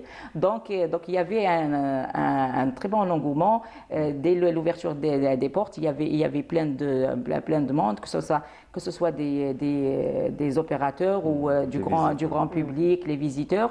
Donc on était vraiment agréablement surpris. D'habitude, le premier jour, c'est plus réservé professionnel. Oui, mais cette année, puisque c'est tombé jour férié, donc on a dit qu'on va ouvrir à partir de l'après-midi. Le parking il était full. Donc ça trouvé une place quand même. Difficilement. Donc ça dénote de l'importance, de l'importance. Donc les gens voulaient venir découvrir ce que le salon propose. Donc il y a beaucoup d'activités, d'animations touristiques. Il y a l'exposition de l'artisanat. Il y a un éductour qui est organisé pour la presse étrangère et les tours opérateurs étrangers. Déjà, eux, ils ont droit, hier, ils ont fait l'ouverture du salon. Après, ils ont visité la Casbah et on les a vus le soir. Ils étaient vraiment très ébahis et ils étaient encore pressés d'aller découvrir le circuit qu'on leur a concocté dans le Quelle sud. chance. Donc donc c'est un programme très riche et varié. Très bien. Et même pour les visiteurs, ils vont trouver vraiment plein d'activités. Il y a un espace dédié aux enfants avec le fameux Ammou Yazid, donc avec plein d'activités et Voilà, tout. Donc très on bien. encourage Donc, les familles à venir pour inculquer la culture touristique. Du tourisme. Hicham, alors bientôt la reprise, prochaine destination, tu as déjà une idée? Enfin, là, je vais partir vers un autre projet. D'accord. Tu auras des nouvelles, mais je vais commencer par le Grand Sud. Normalement, c'est le Tassili à Haga. Je ne suis pas étonnée de ta part. Voilà. Si tu commences par le Sud, je ne suis pas du tout étonnée, mais on parlera de ton nouveau projet. Merci beaucoup, Hicham. Merci, Nour. Beaucoup de succès, Inch'Allah. Merci beaucoup à vous, Madame Naïma Hadjam, d'avoir été parmi nous ce matin. Je rappelle, vous êtes la directrice de marketing au niveau de l'ONT. Donc, on rappelle le CITEV, c'est jusqu'au 1er octobre, Inch'Allah. Merci beaucoup d'avoir été parmi nous ce matin. On continue. Alors, on parlait d'artisanat, on parlait de tourisme. Et cette fois-ci, nous allons nous intéresser à une exposition artisanale qui a été organisée au niveau de la galerie Kounouz. Et c'était à l'occasion de la célébration de Mawlid Nabawi Sharif. Et c'est Leïla Ben Aïcha qui s'y était intéressée dans ce reportage. Et on se retrouve pour la dernière station de cette matinée. À la galerie El Kounouz, El Mawlid Nabawi Sharif est plutôt célébré dans les règles de l'art et de l'artisanat, mettant en avant le patrimoine et les coutumes ancestrales. On a participé à cet événement à l'occasion du Mawlid Nabawi Sharif et différents artistes et artisans, donc des manuels et différents styles. Donc je m'intéresse à la peinture à l'huile, à la céramique, à la poterie. Donc manuel depuis toujours, donc je touche un peu à la broderie, la patchwork, la peinture à l'huile.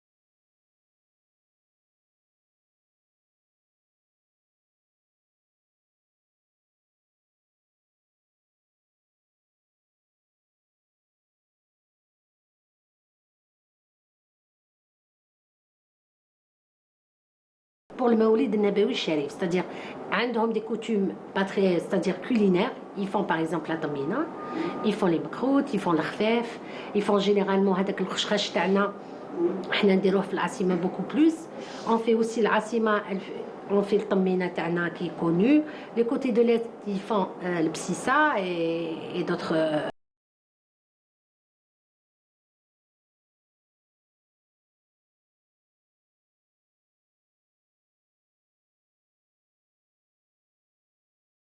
Comme à l'étranger. Ma sœur qui est peintre artiste, qui exerce l'art beaucoup plus sur tout ce qui est femme algérienne dans tous ces états, soit l'habillement, soit l'art culinaire, les travaux manuels qui représentent nos coutumes algériennes. La galerie El Kounouz s'est bien distinguée dans cette célébration du Mawlid al-Nabawi Sharif, non seulement par la magie de l'art et de la spiritualité, mais aussi par la sauvegarde de notre patrimoine et nos valeurs. Et nous allons rester dans le monde de l'artisanat et parmi nous un artisan ce matin, jeune artisan, il s'agit de Hicham Rahmoun. Hicham, bonjour. Bonjour. Marhaba bik. Vous avez fait du chemin apparemment ce matin. Oui. Vous êtes venu de Tikzir, Oui, très jolie exactement. région. Oui, oui, c'est une région formidable, effectivement. Qui vous inspire beaucoup de belles choses d'ailleurs. Énormément de belles Énormément, choses. Oui. j'imagine. Et d'ailleurs, vous avez un de vos objets sur notre plateau qui reste quand même un objet très très joli, très original, très apaisant, j'ai envie de dire. C'est ça le but. C'est de créer quelque chose d'apaisant à la maison, chez soi, après une longue journée de travail. Bah, on allume une lumière, tout simplement, Oui. et on se fait plaisir. Voilà, effectivement. Alors Hicham, vous êtes artisan et vous vous intéressez un petit peu au bois flotté. Alors, d'où vient finalement cette passion? En fait, ça a surgi de nulle part à un moment donné, et il fallait faire quelque chose, et au fur et à mesure, je me suis retrouvé à faire du bois flotté, à m'inspirer du bois flotté, et beaucoup plus avoir la passion de cette matière noble qu'on trouve rarement dans nos rives, parce que là, c'est bientôt la période. Oui. C'est en période d'hiver que je sillonne les plages algériennes pour en trouver, voilà. Oui. Et vous en trouvez, c'est-à-dire une quantité assez... ou peut-être la qualité, ou peut-être le format, la forme? En fait, au fil des années, ça fait déjà bientôt 5 ou 6 ans que je fais ça. Oui. Bah, on commence à avoir des petits repères secrets, des coins secrets, des endroits très agréables qu'on visite 1 ou 2 fois par jour. Et ça fait partie du plaisir et du travail. Oui. Donc, Hadja ou farja, comme on dit. voilà, oui. Oui. D'un moment, on va pour travailler. Oui. Et on essaie de se faire plaisir. On fait déjà de la route, on découvre des endroits, on fait la rencontre de certaines personnes. On connaît des gens nous connaissent. Et c'est immense, c'est vaste. On peut pas aller partout au même moment. Effectivement. Donc il faut favoriser certains endroits par rapport à d'autres, parce que comme on a une côte vaste, chaque région est particulière. Oui. Parce que chaque région, elle représente déjà quelque chose de notre histoire. Et ce bois flotté, généralement, il raconte sa propre histoire. C'est ça. Voilà, à Ah, partir... c'est poétique ça finalement, Hicham. Le bois flotté, oui, il nous pousse à devenir poète des fois, Oui. mais juste ce qu'il faut. Il ne faut pas Oui. aller... Il faut au-delà de travailler son- aussi de à un son moment domaine, donné. oui, Hein. voilà. Il faut travailler. Alors, une fois que vous récoltez un petit peu ce bois, donc Oui. vous allez un petit peu le travailler. Hein, donc, Effectivement. vous allez le avant- travailler. Alors, parlez-nous un petit peu de tout cet investissement en termes de temps que vous allez consacrer donc, pour retravailler le bois que vous allez récolter. En fait, je ne prête pas attention à ça, parce que, en fait, du moment que je suis dedans, il n'y a pas de limite. Donc le premier objectif, c'est de pouvoir en trouver, et en trouver de belles branches ou bien de belles racines qui nous inspirent déjà à faire quelque chose de différent. Parce que je constate qu'il y a une petite évolution par rapport à l'année passée, celle d'avant. Par rapport à votre travail? Voilà, j'essaie d'aller de l'avant, et entre-temps, au lieu de faire des lampes, parce que les lampes, elles sont déjà, elles sont pas mal, elles ont eu un petit succès, si on peut dire ça. Il y a une forte demande des fois, Et après, ces gens-là qui prennent une lampe, ils vous motivent à créer d'autres choses pour élargir votre gamme. Du coup, on reste dans le côté artistique. Au lieu d'aller chercher juste des branches pour faire des lampes, on va chercher des branches ou bien des bouts de bois pour faire autre chose, pour le mobilier. D'accord. On essaye d'évoluer dans ce sens, tout en restant noble dans notre travail. Très bien. Alors Hichem, lorsque vous récoltez le bois, donc vous avez donc votre récolte. Alors vous avez une idée de ce que vous allez faire, ou une fois que vous commencez à assembler les pièces que vous avez des idées, parce qu'il y a des photos qui Oui. défilaient, donc on a vu de très belles tables que vous avez, Oui, voilà. de très jolis lampadaires. C'est ça, en fait, quand je vais chercher, au début, j'étais objectif dans mes recherches. D'accord. Mais avec le temps, C'est-à-dire objectif. parce que le moyen de transport qu'on va utiliser, on voilà. dépend toujours Oui. de ce qu'on peut se C'est ça. permettre. C'est ça. Voilà, et depuis quelque temps, j'ai réussi à avoir quelque chose qui me permet déjà de ramener tout ce qui m'inspire. D'accord. Des fois, il y a des trucs qui sont lourds et j'arrive à trouver des gens sympathiques, vraiment sympathiques pour m'aider. Et ça fait vraiment plaisir. Ça vous encourage aussi. Bah oui, ça fait vraiment plaisir de voir qu'il y a des gens qui existent comme ça. Oui. Parce que, voilà, ça rajoute un plus. Mhm. En plus, voilà, comme je vous ai expliqué, quand je vais chercher le bois en mer, il faut le nettoyer d'abord. Il faut le trier, le nettoyer, et ensuite, à partir de là, on va décider quoi en faire. Oui. Des fois, il y a de très belles branches, on n'a pas envie de les toucher. On a juste envie de les laisser comme ça. Parce que, D'accord. déjà, comme ça, c'est une œuvre d'art naturel. D'accord. Mais pour en trouver, il faut avoir beaucoup de chance aussi. Beaucoup de patience aussi. Beaucoup de patience et voilà, c'est ça. Mhm. Alors, nous avons vu vos photos, elles sont très très belles, elles sont très bien prises, donc un éclairage vraiment très inspirant. C'est vous-même? Non, en fait, c'est la sympathie des gens qui prennent Eh les ben lampes. voilà, encore une fois. Voilà, parce que je ne dispose pas d'une qualité d'image aussi bonne que celle sur les photos. Et ça, je vous ai dit, ce travail, il me permet de créer des liens. Oui. Des liens d'amitié, de fraternité. J'arrive à connaître des gens arrivent à Oui. faire ma connaissance et ça va dans ce sens. Et donc c'est un réseau finalement. Voilà, du moment qu'on favorise le contact humain avant toute chose, on peut réaliser n'importe quoi. On peut aller loin. Oui. Voilà, il faut favoriser ça. Les liens entre les êtres humains, ils doivent commencer par l'être humain lui-même, Oui. avant de passer à l'intérêt ou bien autre chose. C'est ça qui fait... Finalement, beaucoup de valeurs se dégagent du travail artisanal. Beaucoup de valeurs humaines. Voilà, c'est à partir de là qu'on peut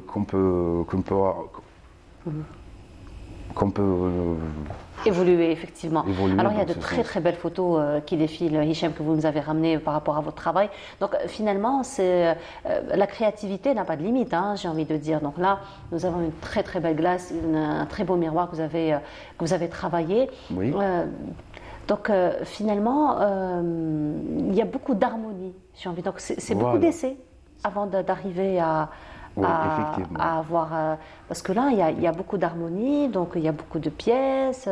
Donc, Au fil du temps, on constate qu'il y a une petite amélioration, même si elle n'est D'accord. pas énorme, mais il y a toujours quelque chose qui va de l'avant, même si c'est vraiment petit à petit.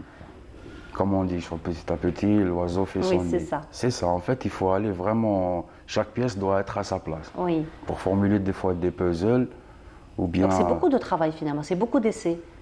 Vous allez essayer, vous allez refaire, vous allez voir si ça donne pas, il y a de l'harmonie, il n'y a pas. Voilà, c'est ça la créativité en fait. C'est ça. C'est ça le sens de la créativité. Il faut aller dans ce chemin-là pour arriver à un certain résultat que nous-mêmes on ignore. C'est vrai. On emprunte des chemins, on va vers l'aventure, c'est ça. Voilà. On est dans l'aventure, mais ça reste un luminaire. Oui. Dès le départ, on sait ce qu'on va faire. C'est déjà une table ou bien... Ça doit être un décor adéquat à quelqu'un. Il va sûrement plaire à quelqu'un. Voilà, donc vous avez en tête l'objet que vous L'objet, allez faire, voilà. et après vous laissez libre cours un petit peu à Voilà. créativité, imagination. Voilà. C'est et à puis- peu près comme le couturier. C'est vrai. Quand il veut innover, il fait que ça. Voilà. C'est ça, chaque Et pièce, il parfois- faut lui donner son temps. Et parfois, vous-même, vous êtes impressionné de votre travail, du résultat, Oui, c'est pour j'imagine. ça, ces pièces-là, je ne les vends pas. Je les offre aux personnes les plus chères à mes yeux. D'accord. Voilà. Donc vous ne vendez pas vos pièces?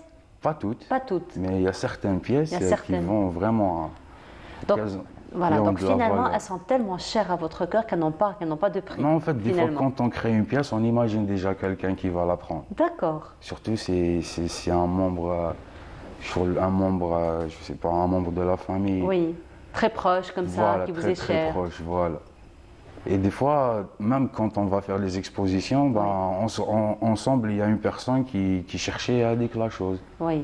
Et dire des choses qui reviennent avec nous Donc à la finalement, maison. vous communiquez beaucoup avec votre entourage, avec les clients qui viennent vous voir, avec les passionnés. En fait, très rarement. En fait, je profite des expositions pour me faufiler à la société. Généralement, je suis dans mon coin, Oui. là où j'habite, ou bien dans mon atelier, ou bien je suis à la plage en quête de bois flotté, voilà. Parce qu'avec le temps, ça devient une maladie de chercher le bois flotté. Ça devient une thérapie, allez. Non, non, une maladie. C'est bon. Hein. Oui. Des fois, Mais c'est un beau virus. Hein. C'est le meilleur virus que j'ai pu avoir. Voilà. Heureusement, je n'ai pas attrapé le Covid, mais j'ai attrapé le virus du bois flotté. Et c'est un virus magnifique en tout cas. Oui, qui nous emmène loin au bout de notre pensée. Quoi. Ah ben, on vous souhaite beaucoup de belles choses, Hicham. Merci Inch'Allah. Beaucoup de réussite, des projets à l'avenir dans votre domaine? En fait, je vis le jour le jour. Je ne me projette pas vraiment parce qu'on ne peut pas savoir comment cette journée va se terminer. Alors là, demain, il ne faut pas trop se prendre la tête. Vous avez raison. Oui, chaque chose vient en son temps. Hein. Pourquoi Comme vos œuvres. Voilà. Tout comme vos œuvres. En tout cas, on vous souhaite beaucoup de belles réussites. Merci beaucoup très pour belle continuation. Merci beaucoup d'avoir fait la route pour nous. Rappelez, vous êtes venu de Texir ce matin. Le plaisir est partagé. Merci Hicham. Très belle continuation à vous. Et voilà, nous arrivons à la fin de notre émission. Merci beaucoup.